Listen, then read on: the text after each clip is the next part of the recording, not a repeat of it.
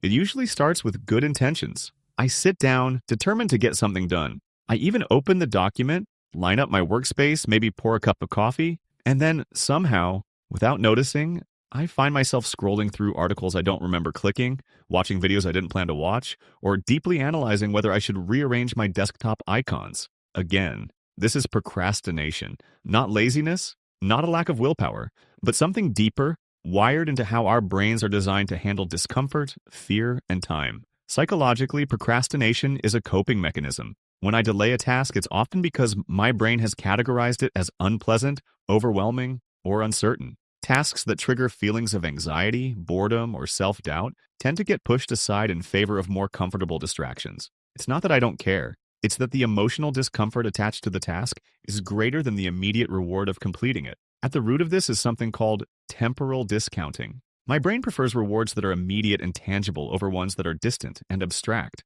Even if the long-term outcome is more valuable, the short-term pleasure of checking social media or reorganizing files is more tempting. It's a battle between the impulsive, emotional parts of the brain, mainly the limbic system, and the rational, future-focused prefrontal cortex.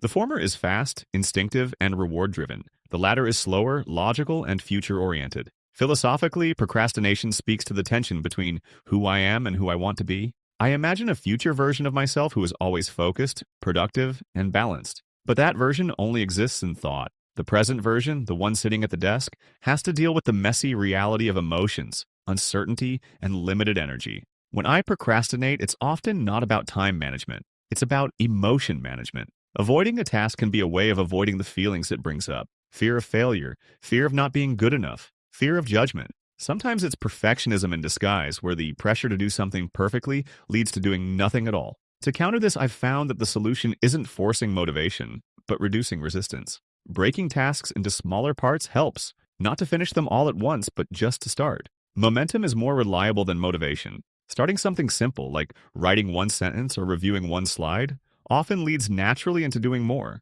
But I have to get past the initial friction. Another useful approach is reframing how I think about the task. Instead of focusing on the outcome or how much I have to do, I focus on process. I remind myself that doing something poorly is still progress, that the value lies in showing up, not in being perfect. In the end, procrastination isn't a flaw to eliminate. It's a pattern to understand. The more I learn about how my mind works, the more I can create conditions where focus becomes easier and action feels safer. Not every day will be productive, but every moment of awareness gives me a better chance of making the next one count.